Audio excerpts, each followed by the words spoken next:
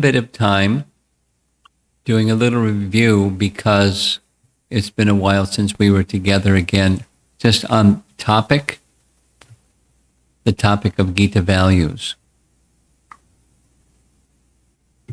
Again, a little background.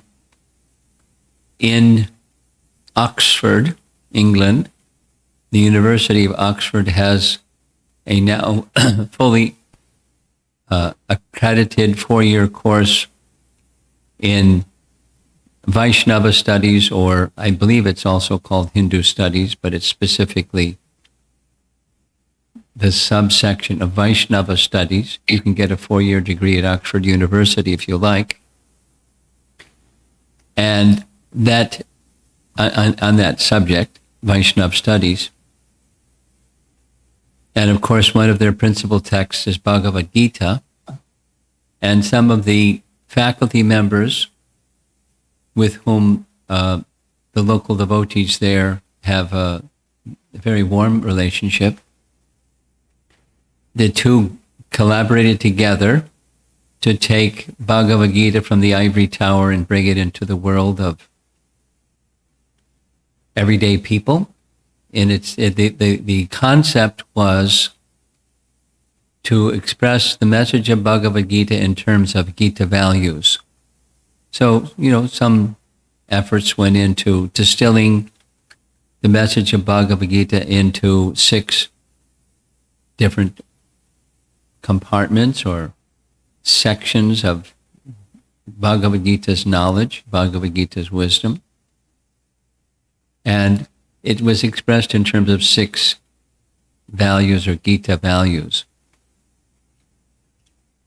If you don't have a copy of the paragraph that went with each of those 6, we can make that available to you. There's probably some method. I'll give it to Mahamantra and he can provide it to whoever of you that want it. Do you have a copy? We don't have a copy, Maharaj. You don't have a copy? No. Okay. Or I may have to check. We may have it somewhere. Okay. We'll give you a fresh copy and you can circulate it to everybody and they can take their time and look at it. So what you see on the screen here, spiritual culture and its values. That's a nice place to begin. And you've seen this slide if you attended the first session that looks like an iceberg. And the iceberg of culture is a term that's used by persons who do cultural engineering. Everything has its technology, right? Cultural engineering. When the CEO, when companies are taken over by another company, they use this model. What's the culture of the organization and how do they want to shape it or reshape it, etc. So aside from corporate, it's not-for-profit, it's individuals, it's families, it's human life. So the image on your screen shows an iceberg that has something above the surface of the water, then a larger portion that's below the surface of the water, and then something that's at the very bottom of the iceberg. So those 3 areas are what's called in the cultural engineering world artifacts or observable, measurable, anything that you can observe, whether it's behaviors or speech or something, measurable stuff in a group or an individual or an organization. Below the surface of the water are the not measurable but stated values. That's where we're going to be spending our time, in the stated values. Official beliefs, mission statements, something that somebody says or a group of people say, this is important to me or to us. And there's an interplay between values and measurable behaviors. One affects the other back and forth. Then at the bottom is assumptions, that what they call deeply held beliefs or this core convictions, just unchanging, unchallengeable certainties. That is to say, values may change and behaviors may change, but some things don't change. And the idea of cultural engineering is to align all three and spend time in each of those quadrants. We're largely going to be spending time in the values section, but it's also connected to behaviors and supported by unchanging, unchallenging realities. Now, another slide that you saw before was the distinction between knowledge and wisdom and information. You see a little subtext there. It's Bhagavad Gita, chapter 13, text 8 through 12. Because in the beginning of chapter 13, Arjuna wants to know from Krishna 6 things, and one of them is, what's knowledge? And Krishna answers what knowledge is. And when you look at those verses, it's a series of items. They're all qualities, because a person that has knowledge has qualities. A person that has wisdom lives by higher qualities. So that's what's important, more so than information. Bhagavad Gita has information, but it's more than information. It's wisdom and it's character. And where there's wisdom and where there's character, that is an expression, more than information is, that's an expression of your values. I value this, I live by my values. That's my life. So, one other slide, and again, this is just a refresher. When we're speaking of values, it's not necessarily something that is already manifest in your life, but it's something you're striving towards, and continually throughout your life, perhaps striving towards something that you value. And the image is meant to show on the left side where you are, and on the right side is where you want to go. And usually in life, there's a big gap between where you are and where you want to go. But it's good to know where you want to go. That tells what your values are. And then the big gap in between, you see the letters up there, liminal space. The idea here is we're going to speak of values that are within Bhagavad Gita. They're rather universal in wisdom literature, for that matter, in general. But it's very fundamental to Bhagavad Gita's message, the values that are taught, and there's some gap. That's okay. Don't be uncomfortable, because liminal space is always uncomfortable. Just like your academic pursuits, you college students, you have a career goal that's over on the right, and over on the left is where you are, and there's this big gap in between where you are and where you want to go. And liminal space is usually, almost always, uncomfortable. So the message is embrace it. And with Bhagavad Gita's message, you'll have Krishna's help to get to where you want to go. That's the good news.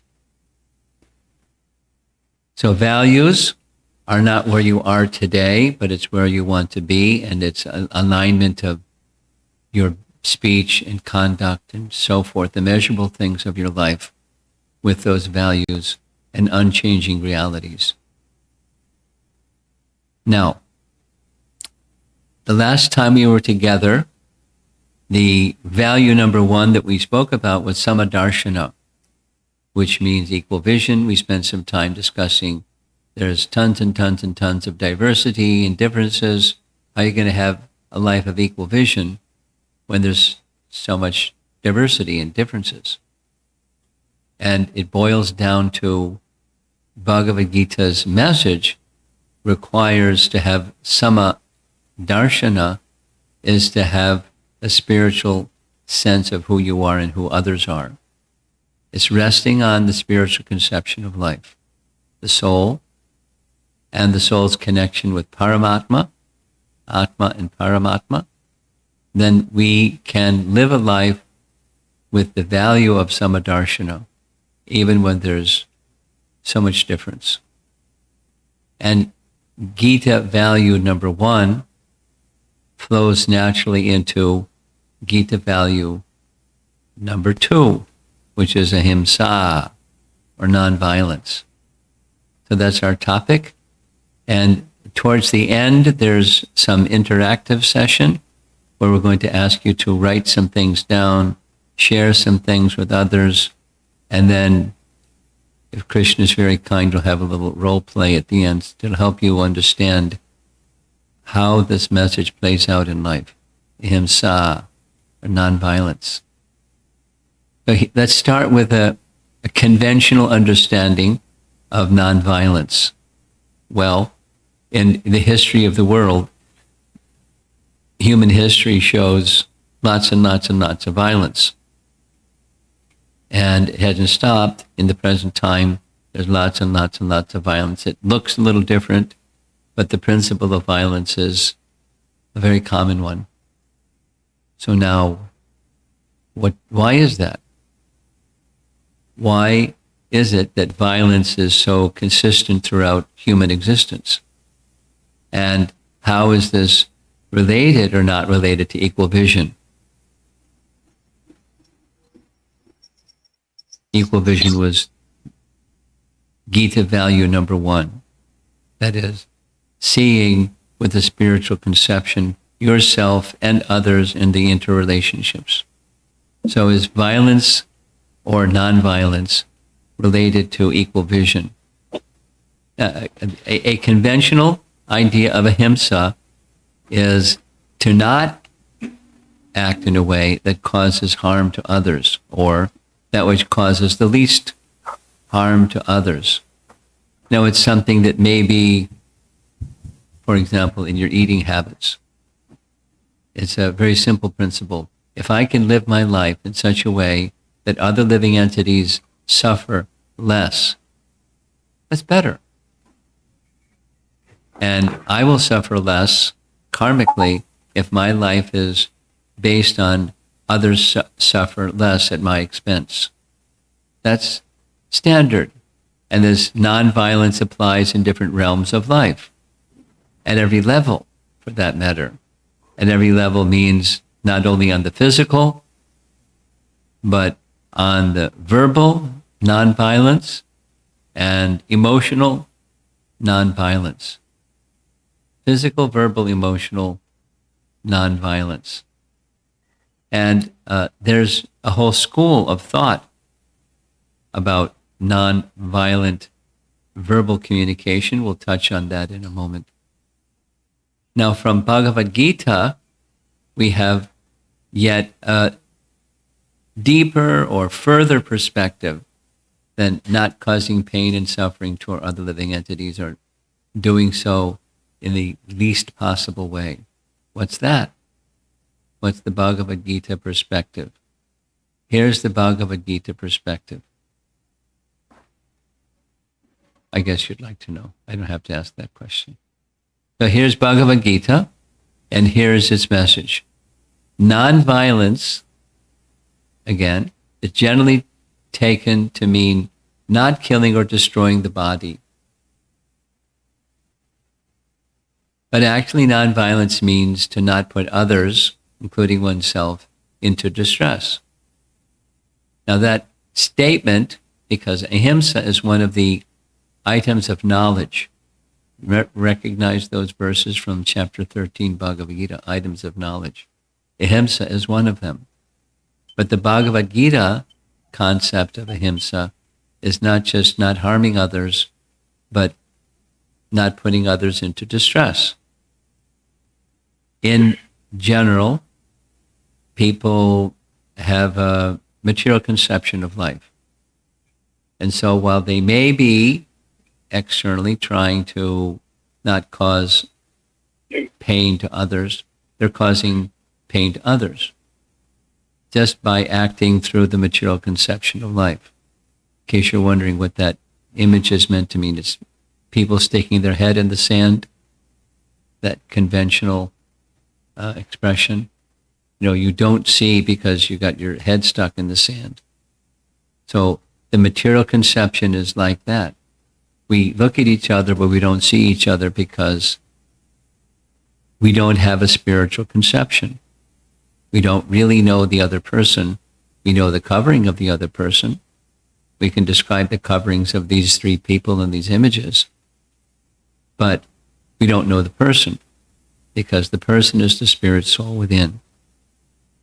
And carrying on with that material conception of life, people suffer unnecessarily. And so, because of a misconception of self, many times people don't know what is beneficial for themselves because they don't know themselves. They don't know how to be beneficial for others in human society in general.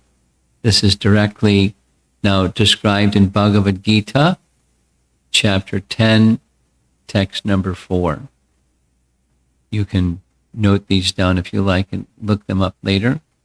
This 10:4 Bhagavad Gita is mentioned several times here.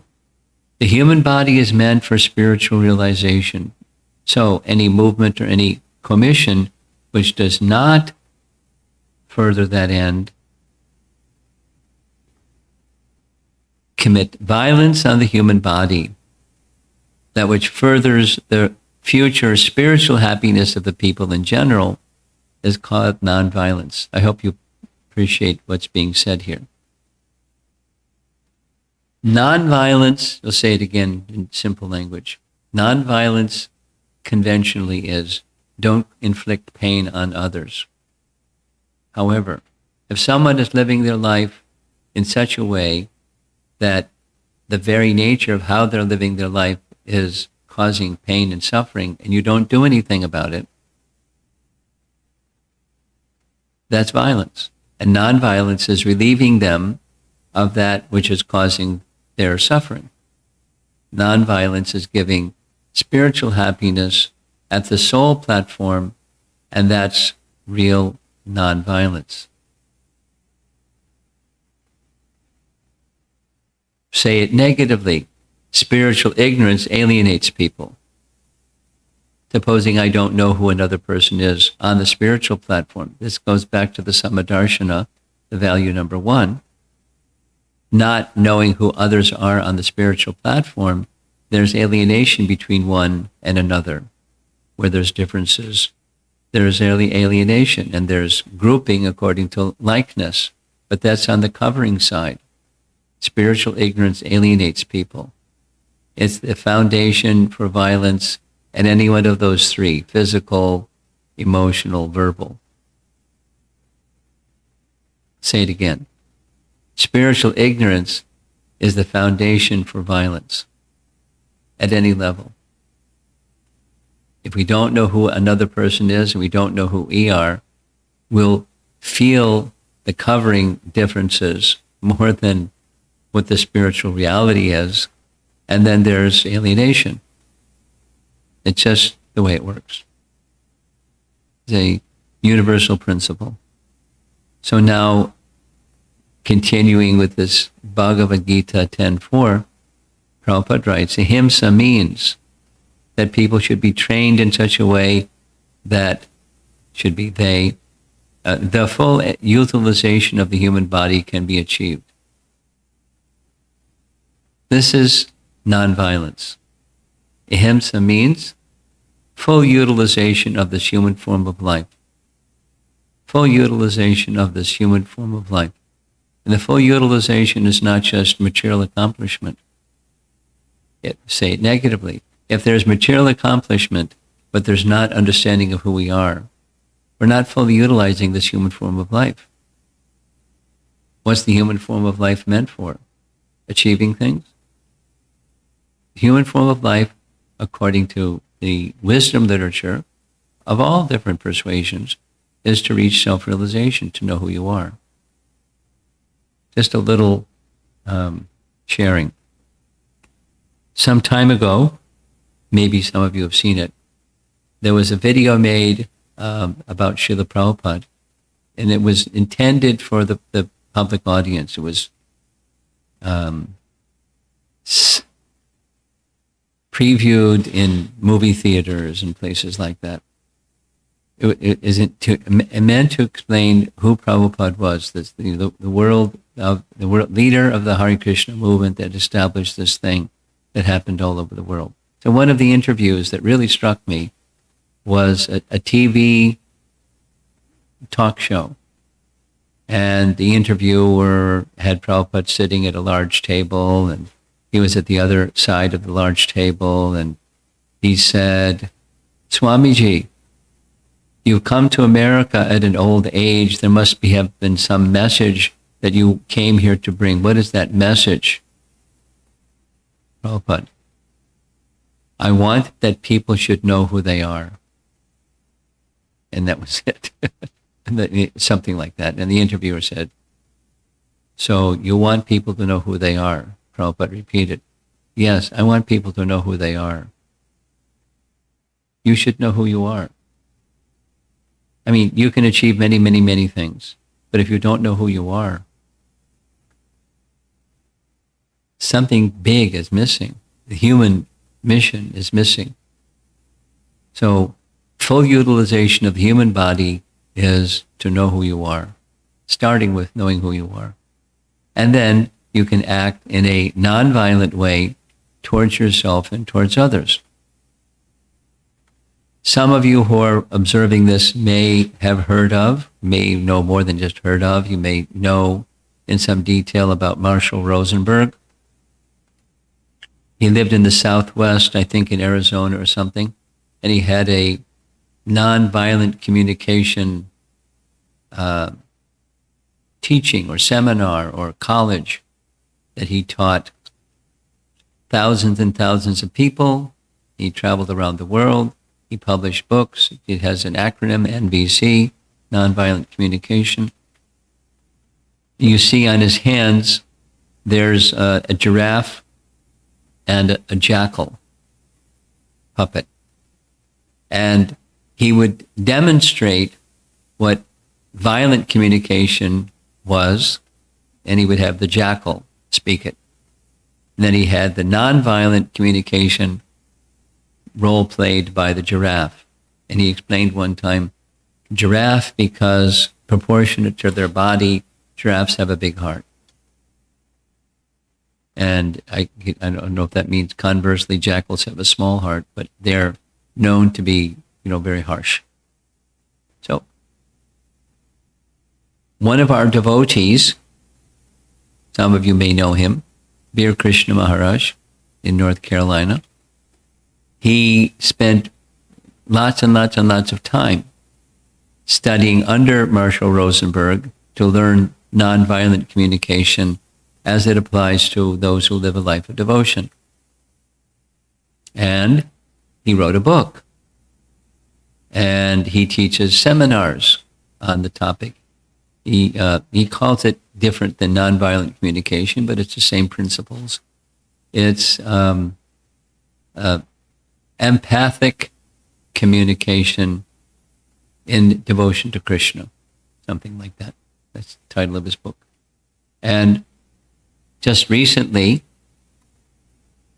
in fact, I think it's even currently, he's training some ISKCON devotees how to teach these principles in their communities. I feel it's a very much needed skill because we've all been the witness of, if not the receiver of, harsh communication. And not, from different sources here and there. And it shouldn't be in the lives of Vaishnavas. There's a Vaishnava principle. And here's some cornerstones of his teachings as it applies. This is an exercise. I don't know exactly how we're going to do this virtually, but I'll just ask you, as you see on the screen, think of a situation in your life where you felt non-acceptance of yourself or of others. how did you or they react to the situation? I'm going to pause because I'd actually like you to give some thought and then actually write it down. There's two other questions. Well, they're related. What were you feeling? I'm just going to be silent and let you contemplate what's on the screen.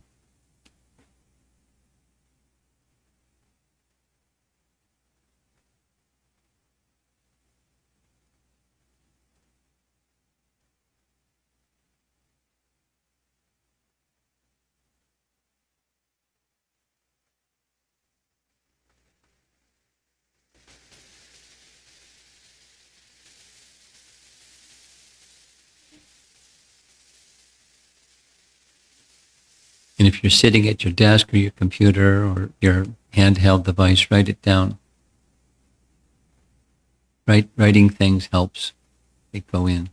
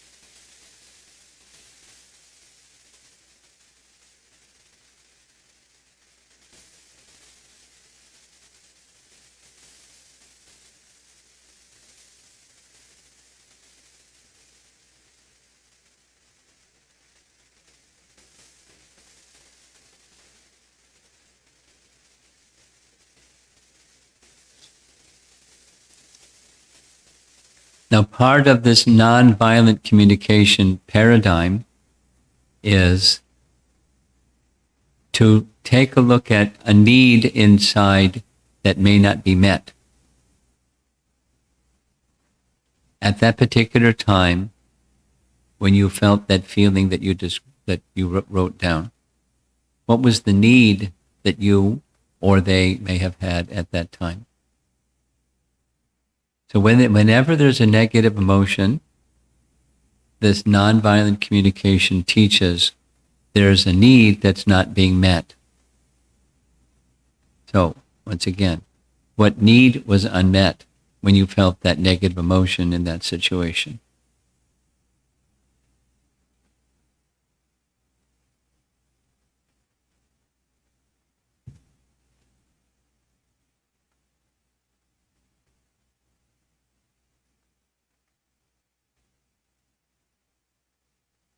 And write it down.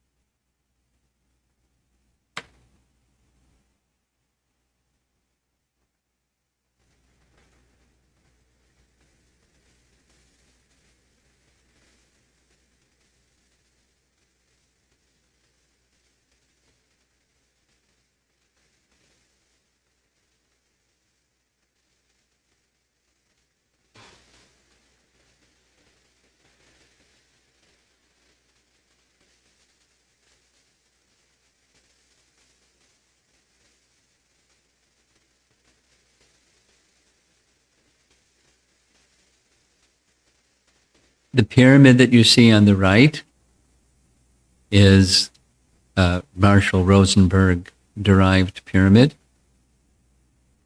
The base of the pyramid is just your physical needs or psychological needs. Physiological needs, excuse me. Just breathe or food or water. Creature comforts, creature requirements.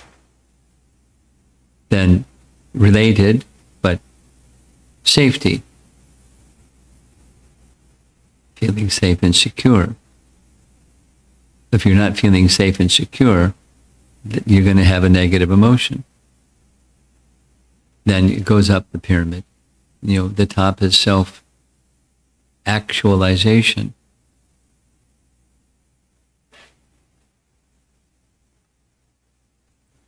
Where you're living in a moral and ethical way.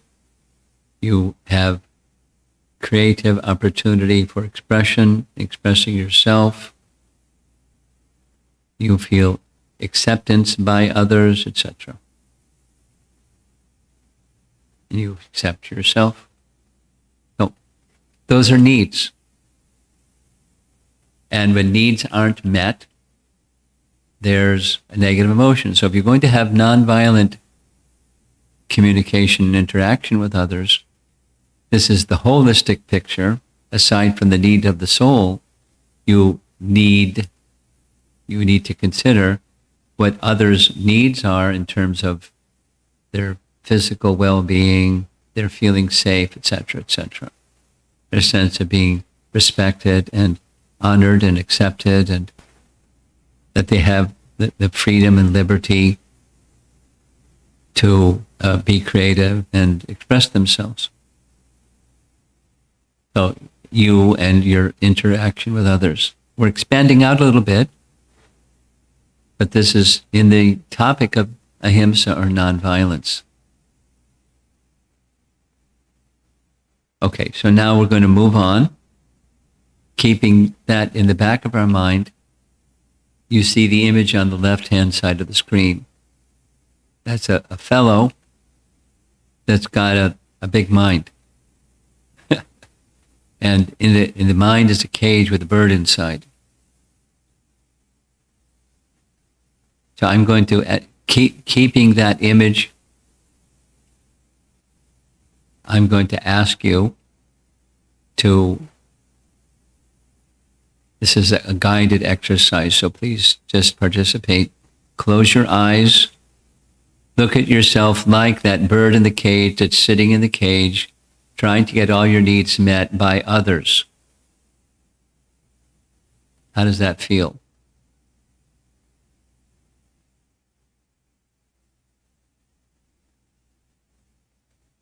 It feels disempowering. Yes? So I'm now going to invite those of you that are attending this discussion to unmute yourself and share what your thoughts are on this. How does it feel that all your needs are dependent upon whatever you can do, whatever others can do for you? Your needs are completely dependent upon others fulfilling your needs. How does that feel?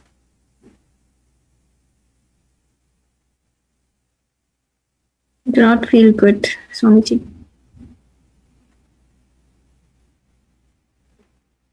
Okay, anyone else? I would feel vulnerable and in a way insecure also, helpless. Helpless. Okay. Yes? Anyone else? Hare Krishna. It's like depending too much on others that causes a kind of emotion, like where we feel that we are depending on too much on others. It's a negative emotion and specific to disempowering. That is to say, you don't have power. You're dependent upon others that have power, and you've handed over empowerment to others. And you're just sitting there in the cage, waiting for others to come and take care of your needs. Emotional, physical, this and that. It's disempowering. And that's what the bodily conception is. That is, I have this expectation, and I'll be happy if I get the expectation of my need met by others. But it's not quite like that. Now, let's take a look at this image on the left-hand side of the screen. And we don't see the bird in the cage anymore. What happened? He became freed. And that's what the spiritual conception of life is. So now, go back to the situation that was the cause of negative emotion, that was driven by some unmet need of whatever it may have been. And now look at yourself and consider that cage. Think of yourself and others around you as spirit souls. You have a body, and others have their bodies. There's minds with emotions, and there's needs for the minds and emotional needs also. And these are coverings. You're covering, they're covering. And these are called, according to Bhagavad Gita, the field of activities and its interactions. Now later on you can go to chapter 13 of Bhagavad Gita and look at this. Read the section a little carefully. That's our worldly situation, the field of activities, but we're the spirit soul within. Now, contemplating you're the spirit soul within, and you're looking at others in your life circumstances as also spirit souls with coverings, does it change your perspective on meeting your needs and being, someone that's going to help them meet their needs simply by that recognition of yourself as a spirit soul, and they, friends, family, those around you, colleagues, whatever, as spirit souls, and you're trying to render some kind service to that soul so that the bird inside feels freedom and respected and having their needs, interests, and concerns given attention. Now, this is a mode of goodness perspective, but it's also a spiritual perspective. From that space of thinking of yourself as the spirit soul within, where are your expectations from others, or the converse, frustrations from others? It becomes a situation of respect and service. Even when someone may be doing something that's harsh, let's explore that. Someone is doing something harsh. We probably, without exception, have experienced too much of that. Somebody doing something or saying something harsh.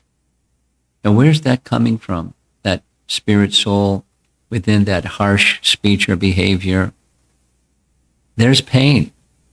And wouldn't it be nice if that person didn't have that pain, because then that harshness of speech and behavior might change.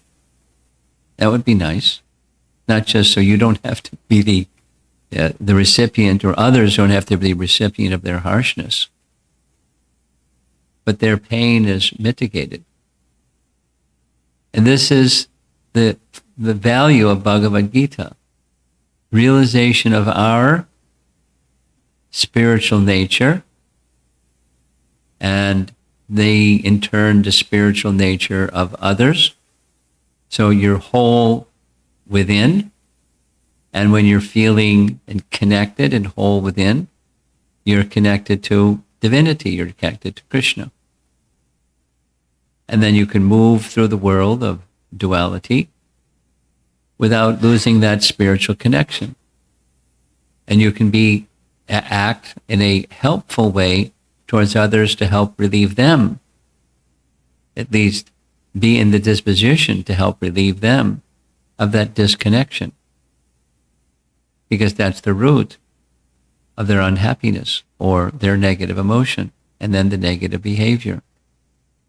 Once you're feeling connected like that, then this sama-darshana experience becomes consistent. So the two fit together. The sama-darshana, seeing with equal vision, seeing the soul within. You remember this slide from our previous discussion. Then your interactions can be, in principle, nonviolent. Not just you don't kill the cow, but you wish wellness for the cow. The care and attention and so forth and so on. And your life becomes a life of nonviolence towards others. Again, not just not inflicting pain, but living a life that's exemplary of a spiritual conception. Then your life is one of nonviolence towards others. Naturally, one flows from the other. They fit seamlessly together. So it starts within, nonviolence within self and, the closest connections that you have, family, and then expands out, community, society, and then expands out to nation and humanity, and for that matter, all species of life, to all species of life. It starts with a spiritual conception of oneself and wishing that spiritual conception extend through your speech and measurable behaviors in interactions with others. It looks like and feels like, and it is nonviolent. It's meant for the awakening of the spiritual conception, because that's the place of contentment and that's a place of reality. So you're not likely to get to value number 2 without value number 1. But if you have value number 1, that is seeing with a spiritual conception yourself and others, nonviolence naturally follows. And it expands in concentric circles to all species of life.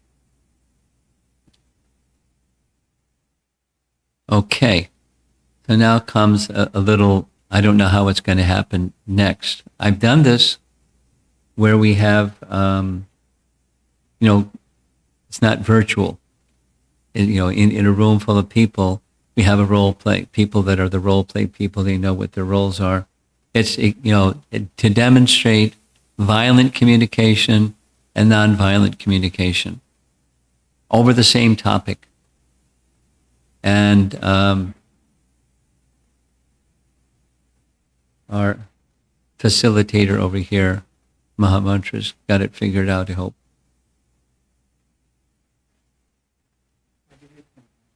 Okay.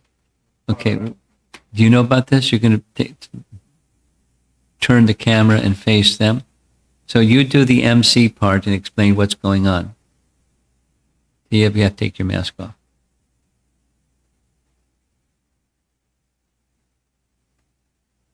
Are you a good actor? It's fun. Even if you're not a good actor, it's fun. But it's especially effective.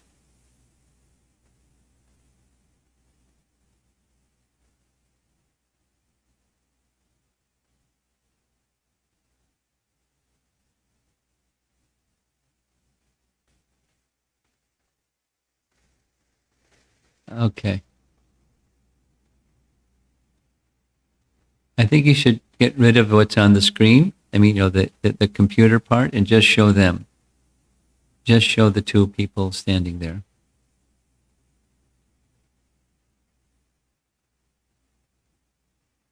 There they are, smiling. Happy actors, role players. So what's the scene? Microphone? Your son. Okay. He's your son? He's my son. Oh, okay. And he feels he doesn't fit in the school along with others. So he's refusing to go to school Really? and he wants to quit. Want to quit school? Gosh. Now let's hear the role play. Dad, I don't want to go to school ever again. Wow. You don't want to go to school? No, you have to go. Because I'm saying you have to go. You have to go and you have to become a doctor. And you have to earn. Have you seen how much doctors are making? You have to earn a lot. And in my old age, you should take care of me. Dad, I don't want to become a doctor. I can't stand the sight of wounds and blood. I don't care. You'll get used to it. But you need to become. You see how much I'm struggling? I put you in a private school and I provided everything, but you have to listen to me. You need to become a doctor. Dad, why are you so materialistic? Why can't you preach? Why can't you follow what you preach? See, it's easy for you to say all those that I'm materialistic because I provided everything to you. Now we have a nice house, we have car, and you have 3 times, you have your food. So now it's easy to shun. But do you know how much I struggle to meet both ends every month? I don't want you to do like that. I don't want you to struggle like that. So you must become a doctor. But why only doctor? I could become something else, someone else. I could become an artist maybe. Why just doctor? Artist? Is that even a profession? It should be I think it's a hobby for the rich people. And besides, what about our community? What do they think? And all my family members and all. They'll think that, oh, he made his son an artist, not a doctor. I don't want. No, you need to become a doctor. Dad, you wouldn't understand, and you don't understand me, and I'm leaving. I don't want to go to school ever, and I don't want to talk to you. Okay. So that was not the nonviolent role play, but the idea is to get a sense of what not hearing another person's need looks like and the kind of violent communication.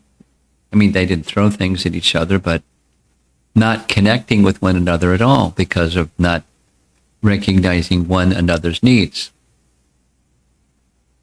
So now comes the other role play, which is same issue and how dad's going to respond in a nonviolent way to the same issue.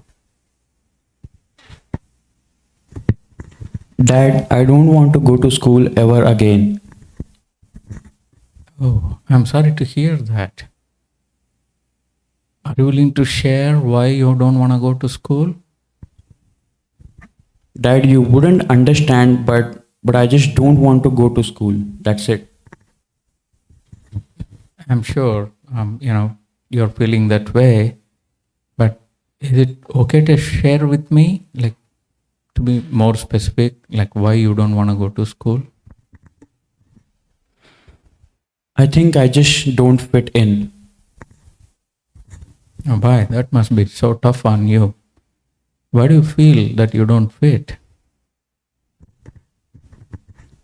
I don't know, but somehow I'm not comfortable in the group group at school. They party, they cuss. They're so different. I'm so different, and they always mock at me. They say that I look like a grandpa from the '60s. I wear clothes that look like a grandpa.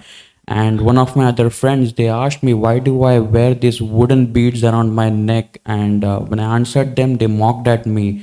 So I don't want to associate with them anymore. I don't want to go to school anymore. Boy, that I could understand how you felt at the time. So what I feel is you have a need for acceptance and respect.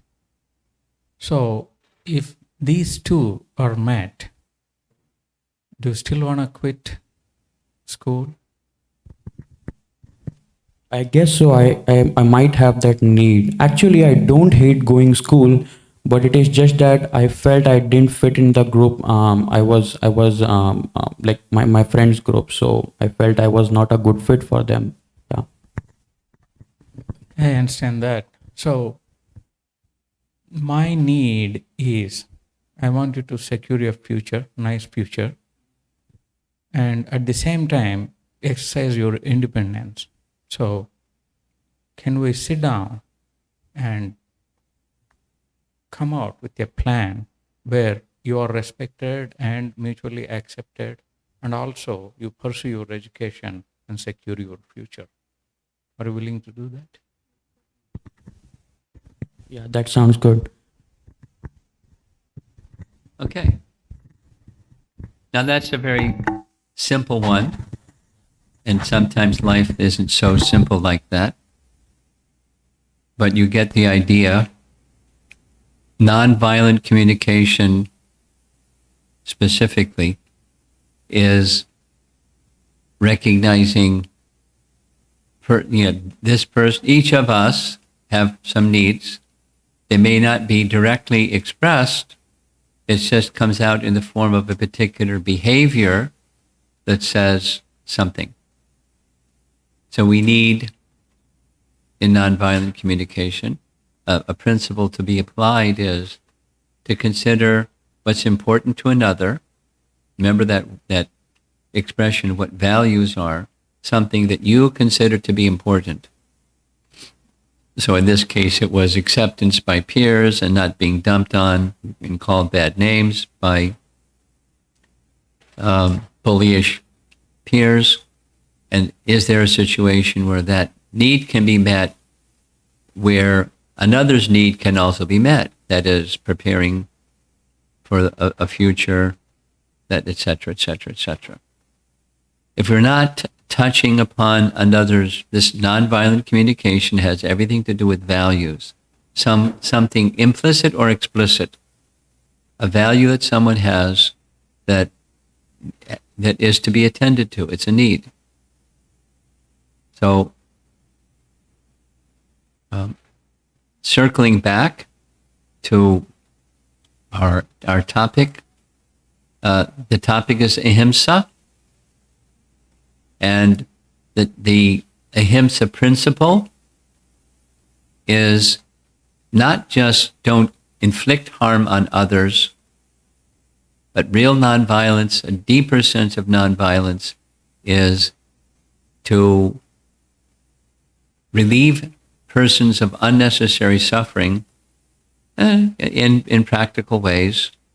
And as devotees, as well-wishers of others, we wish that suffering diminishes, and that's the principle of nonviolence, ahimsa. So nonviolent communication, nonviolent lifestyle, seeking to bring well-being and contentment and long-term happiness to others, that's a life of nonviolence, or a life of ahimsa. In short, the real ahimsa is to help others come to a spiritual conception of themselves. When that need is met, it's empowering to help see that other needs are met for themselves and for others. That's a Gita value in capsule form.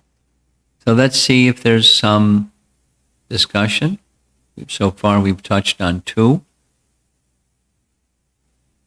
Sama darshana, or equal vision, and nonviolence, in a different way than we're used to hearing nonviolence being described.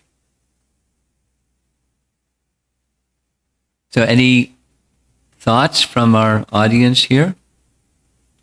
I see a number of names and faces.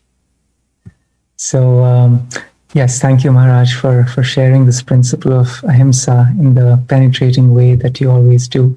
So we'll open it up for discussion now, Maharaj. If anybody has a question or a comment, you can raise your hand physically, or you can use the raise hand button on Zoom, or you can type your question in the chat if you wish not to speak it for any reason, and we will address it.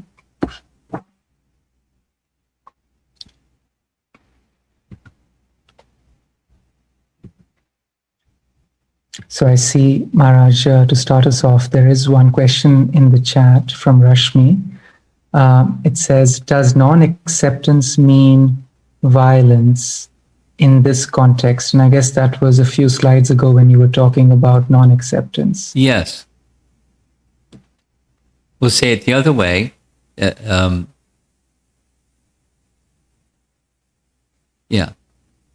Non-acceptance and violence, or acceptance is non-violence.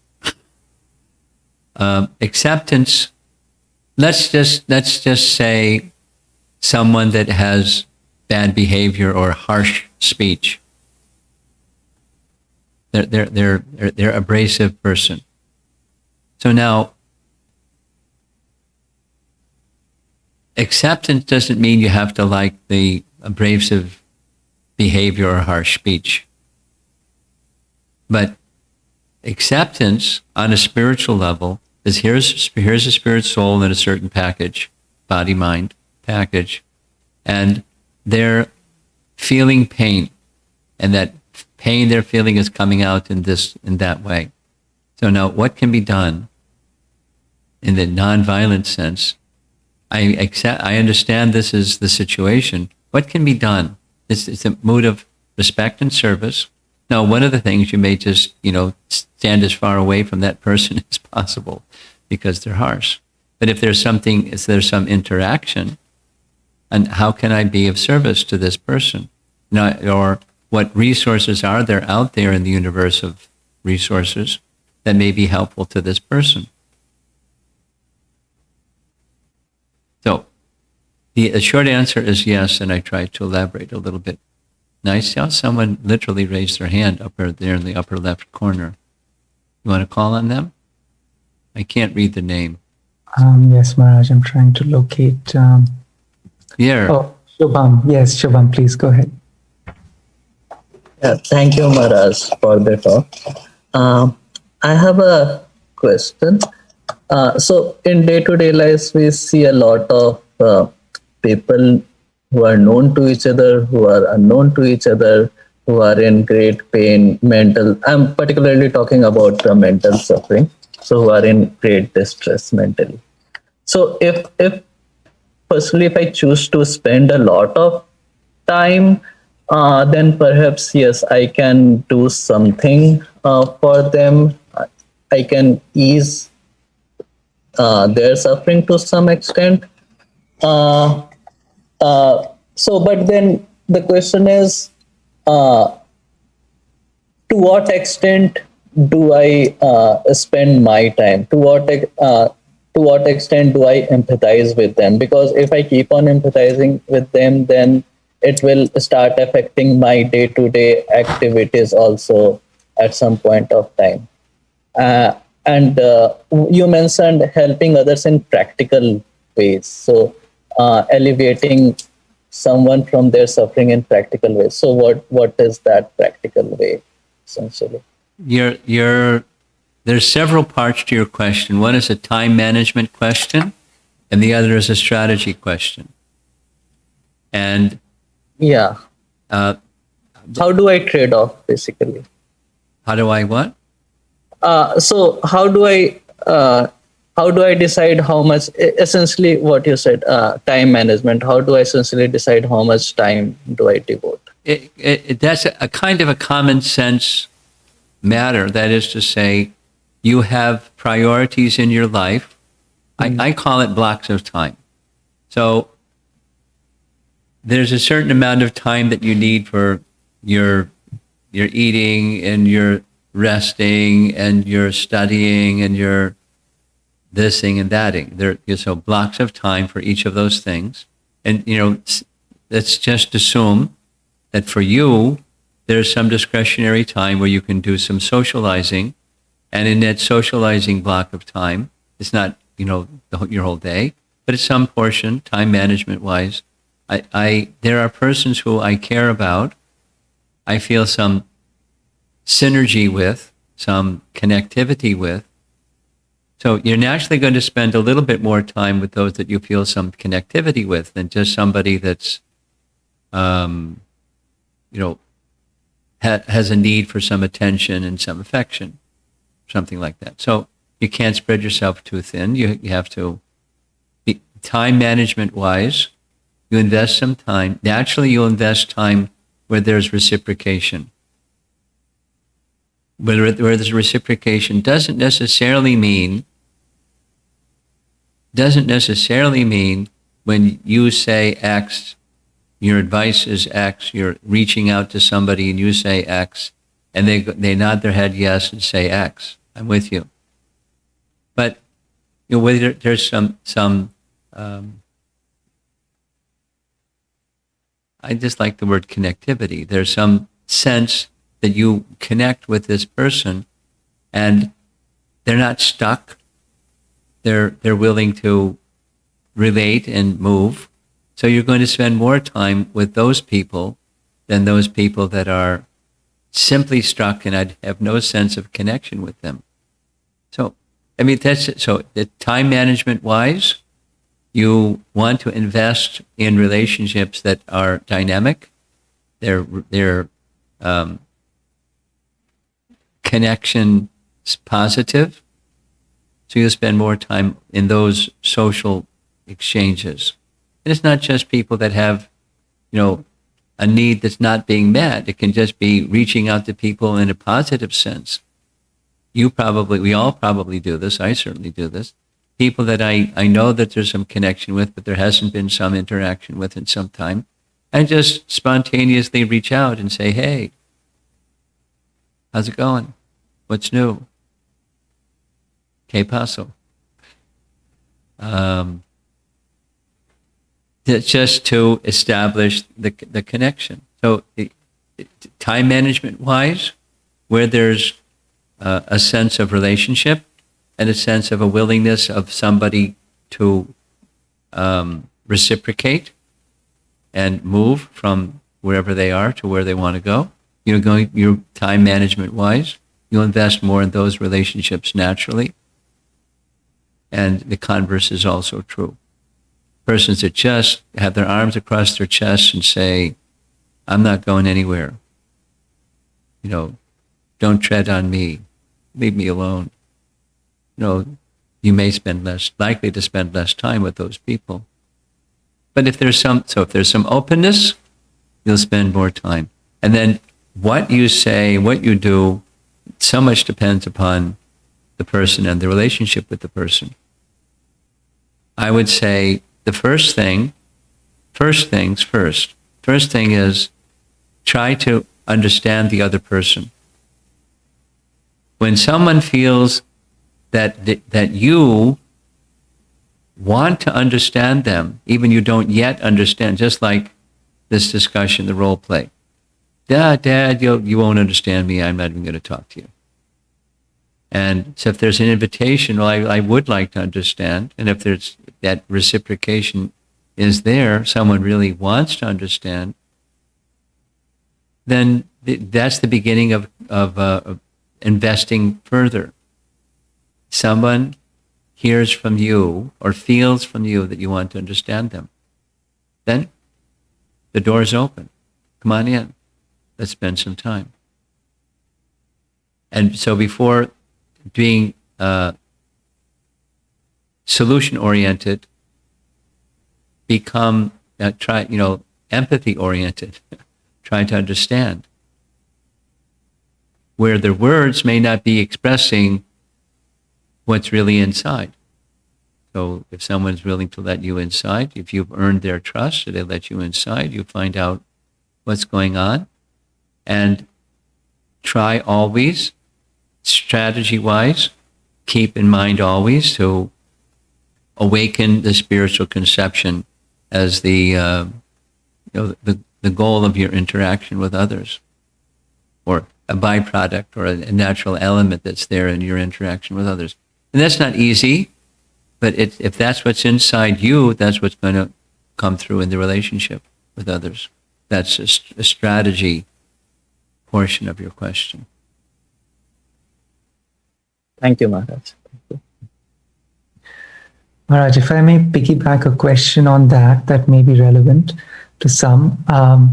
There are sometimes we meet people who kind of have a need to be heard or to be understood, and it may not be so easy to to separate ourselves from them, and they may be a drain on our time, and especially people who have a tough time saying no may face that kind of a problem. So how does somebody deal with someone who's trying to who needs our time, but we may not think, or we may have a hard time saying no to them? Well, you have to be kind to yourself too. And that is the phrase that's used these days is boundaries. My identity is not somebody's doormat, and that my existence is they can come and wipe their feet on me. Now, that's in some cases, some people simply need that, and if your time permits, you may be willing to be their doormat for a while, but you have to set some boundaries.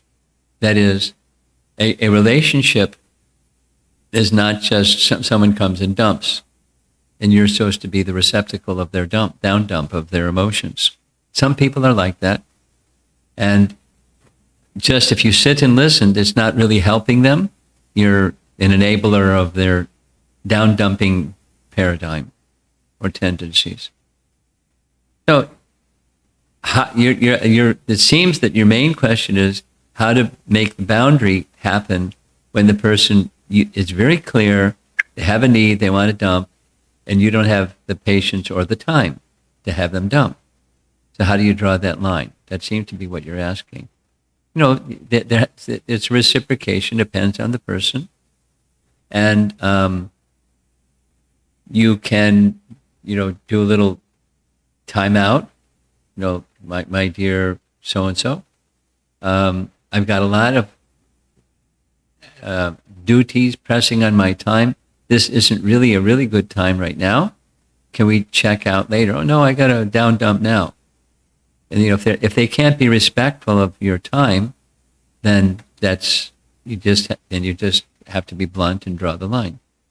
Say, look, we'll have to do this another time. Now it's not right. And when the time is right, and it's not just an urgency pushing need from their side, they got to dump their emotion on you. It depends on the relationship and depends on the circumstance and so on. They could really be going through torment. You may make the exception and just listen to their emotion, so they feel that they've been hurt. Depends. But when it's really not, it's just the time is not there, and or the disposition is not there. You draw some lines politely. And if they don't take the polite, then you have to be a little bit firm. Thank you, Maharaj. Thank you very much. There's another question in the chat. It's from Pranav. He says that majority of the time, I feel that human life is full of flaws, and we have so many impurities. How do we get rid of them slowly and be a better person who consciously understands others and behaves accordingly? And then there's another part to his question, which is he's saying basically that being understanding with nonviolent verbal communication sometimes becomes really hard because we are all flawed, and I want to understand this. Yeah. The two questions are related, aren't they? Yes. Character development. Well, that section of Bhagavad Gita that I was referring to, chapter 13, verses 8 through 12, is hovering on that topic. And if you read carefully the purport, all other good qualities flow from two main good qualities. And that the first of those two main qualities is complete devotion to Krishna.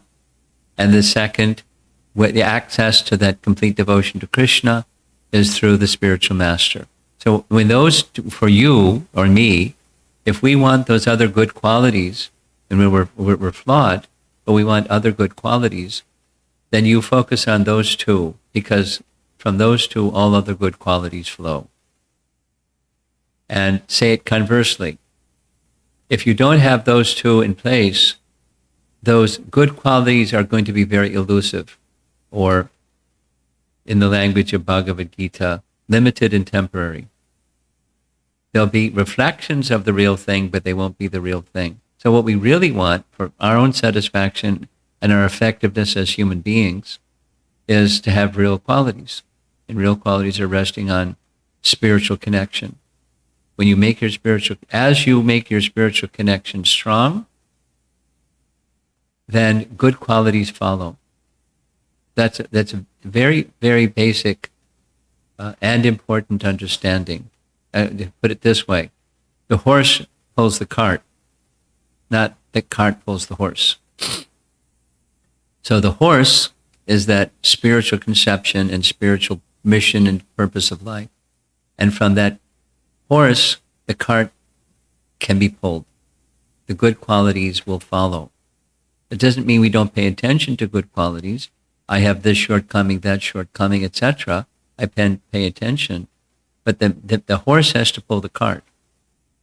And so I want to become more patient, or more whatever, more understanding, more sensitive, more empathic, more something. That will follow naturally from the horse pulling the cart. So chapter 13, verses 8 through 12, in the first 2 or 3 paragraphs in that verse explained. So and when you understand what the good qualities are, the alternative doesn't look very nice. So you go for the nice. You go for the light and stay away from the darkness. And it's cultivation. The cultivation. Like that liminal space image on one side and the other side, and the big gap in between. So there's a big gap in between. You transit that liminal space, and Krishna will help you, if you're relying upon Krishna to help you, transition away from the bad qualities or shortcomings to better qualities and really good qualities. Then you can be a better instrument to be of service and help to others. The cultivation. Thank you, Maharaj. And Pranav thanks you on the chat. Okay, so I don't have any other questions yet on the chat. Again, if you have a question, please feel free to raise your hand or post it in the chat. I don't know, Maharaj, if anybody in the room would like to ask a question. I saw Monica showing up her image and then disappearing and then showing. Monica, you have a question? Please Do you have something you want to add? No. I actually didn't have. I have my roommates in here, so they were like around the camera, so I didn't want to okay. wave my hand or something like that in front of the camera. Okay. What's going on? Okay. Anything in the room? Anyone? We have one of our role play team. Okay.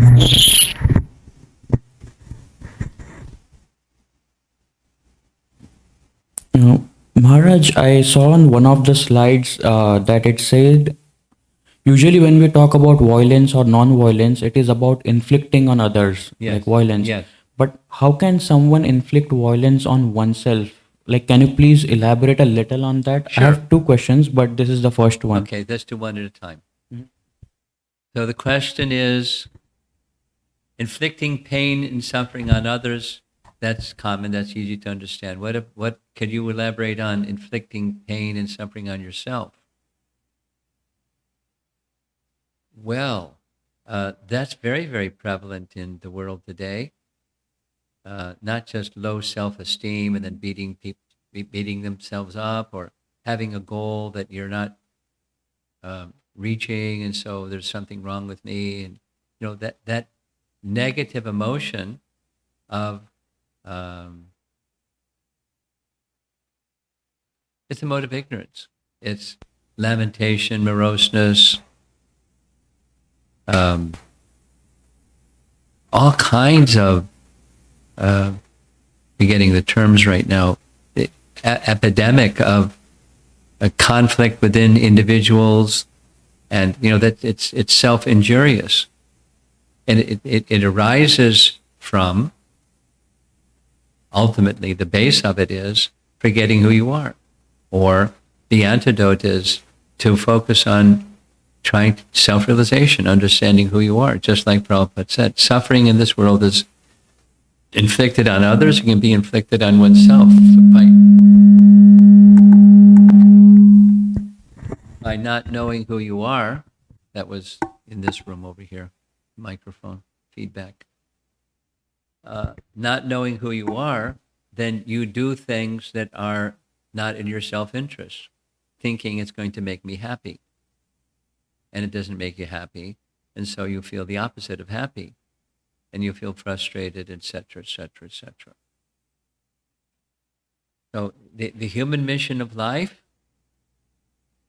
being clear what the human mission of life is and pursuing it.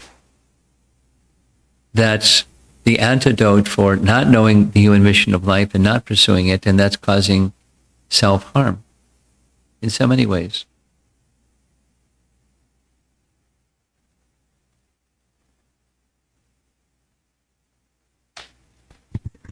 And thank you so much for that, Maharaj.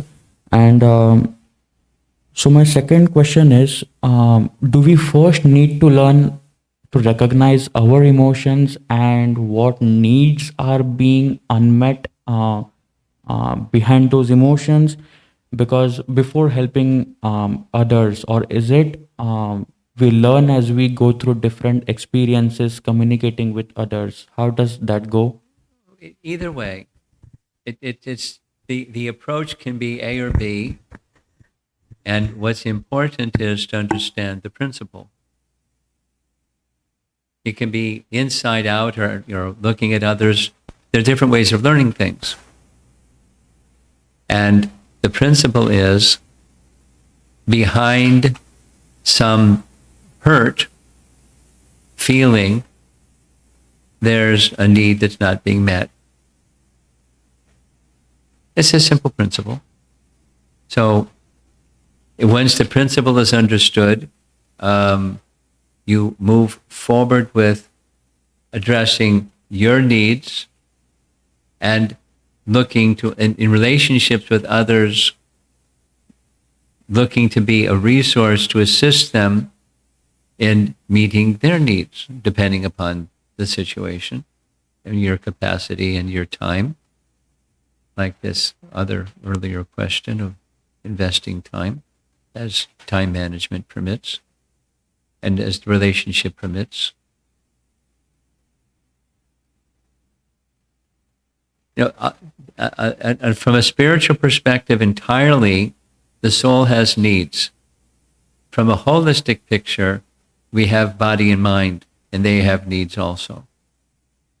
But when the spiritual need is met, it's easier for the holistic picture to be met. Or conversely, if the spiritual need is not met, you can give everything to the body and the mind, and the person is not going to be comfortable or happy. So we're looking at the holistic picture of an individual, and the approach, the best is, as you become self-realized, you can be of assistance to others to become self-realized. You can't give to others what you don't have. But you can start with what you do have. You have some core understanding, some core, let's say, compassion or concern or affection or something, and you work with that, working towards a spiritual conception. Ultimately, the spiritual conception means pleasing Krishna. That's the cultivation stage. So chant nice rounds, read Bhagavad Gita carefully, understand the principles and concepts, try to live your life internally by those principles and concepts, and then extend yourself out into the world accordingly to your capacity. That's the way to move. And then that means others have their needs too. But we take the example of our founder Acharya. His message coming to the West was know who you are. And that ultimately know who you are is a spiritual conception. And that's a value. Okay. Anything else in the room or on our virtual audience here? Yes, Maharaj, there is one in the chat. May I read it? Sure. It's from Nandimukhi Devidasi from New Jersey. She says, we talked about the meaning of ahimsa and how we may conduct ourselves according to the meaning of ahimsa in terms of communication. May I ask, what is the position of the 6 Gita values in terms of the iceberg model introduced in the beginning? The I first model? The iceberg model? So the iceberg model, where does it fit in? That's the question? With relation to the 6 Gita values. It's the middle part of the iceberg. And alignment, just put it in real simple terms, our speech and conduct, that's what we do. That's the measurable things. The values is what drives or orients the measurable things. And the very bottom is, let's say, an unchanging reality is we are spirit, soul, part and parcel of Krishna. That fundamental spiritual reality that doesn't change with our values. So we want to align, in terms of the iceberg example, our values in alignment with that unchanging spiritual reality, and our speech and behaviors in alignment with that reality and our values. And we are, there's an ongoing series of adjustments. I could say, this is something that I've been doing lately, but I don't mind sharing it with you. When I chant japa, I am going down the path of the alignment exercise. So there's what the mouth does, and, what the body does. So, sitting in a proper posture, straight posture, sit straight, sit properly. So what the body does for attentiveness, what the mind does for attentiveness. And what's the purpose of the body and the mind activity? It's the bottom of the iceberg part. It's to connect with who I am and connect with Krishna. And, the mind will wander and the body will slouch, or, so there's continual adjustment for alignment of those three. And I find that by doing that nicely, then the activities of life also have their adjustments in those three areas. And it becomes easier, it becomes more powerful to make those adjustments naturally and quickly in living day-to-day life. From the fundamental chanting of the Mahamantra. But you can go the other way. You can spend time in reading carefully and making sure the understandings of behavior, the understandings of values, and the understandings of spiritual realization are in alignment with one another. And then, so that's my answer to your question. Thank you very much, Maharaj. I don't have any more right now in the chat, but if there's no question in the room, I can ask a question that I have, but I just wanted to check if there are any in the room before that. Go for it. Okay, Maharaj. Well, it's kind of a comment/question. It was interesting that you defined violence as not furthering the goal of human life, which is to move towards spiritual progress. Yeah. And it's very interesting the way it was phrased, because ordinarily one would think to take one away from the goal of life would be violence, but you actually said not furthering that goal. Yes. And it kind of seems to show the nature of the world that, if we're not doing that, then automatically the world is going to take us in the opposite direction. Excellent. So I'm wondering if you can, Excellent. And that those are Prabhupada's words, not mine. And Prabhupada lived the life of nonviolence. He wasn't he wasn't inflicting pain on others. But had he not done what he was doing, one could say, by this definition you just expressed, one would be inflicting violence on others by not doing that. By not living a life of ahimsa, you're living a life of himsa. Unnecessarily. People are suffering all over the world in so many ways, totally unnecessarily.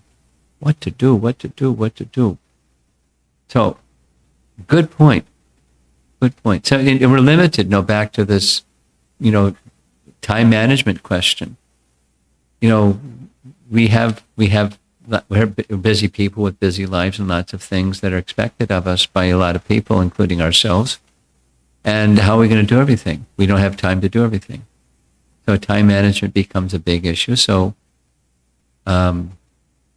we act in principle to our capacity, relying upon Krishna to be better instruments within our own lives and within our close circle and circles going out and going out. That's illuminating. Thank you, Maharaj. So again, if anybody has a question, please don't be shy to type it out in the chat. But Maharaj, I wanted to ask you, how much time do you have? Because it's 7:32. Well, it sounds like the questions that people had are taken care of. Okay. And I don't see anybody waving their hand or jumping up and down. So I think we'll just move on to the next thing we have to do in our evening's activity. And thank you for inviting me. We'll see you again next week. Yes, Maharaj. Thank you so much for joining us and in your usual special way enlightening us. Thank you very much. And we look forward to hearing from Maharaj again next week at the same time, 6 p.m. On the same Zoom link. So please join us. And just as a little announcement, the following week we have Chaitanya Charan Prabhu from all the way from Maharashtra, India, joining us, enlightening us on when temptation can mislead and when temptation can lead. So that's going to be a very special talk also. So Nice. Please join that. Yes. So thank you all again, and wish you a wonderful rest of the evening. See you all soon. Hare Krishna. Hare Krishna. Hare Krishna. Hare Krishna. Thank you again, Maharaj. Hare Krishna.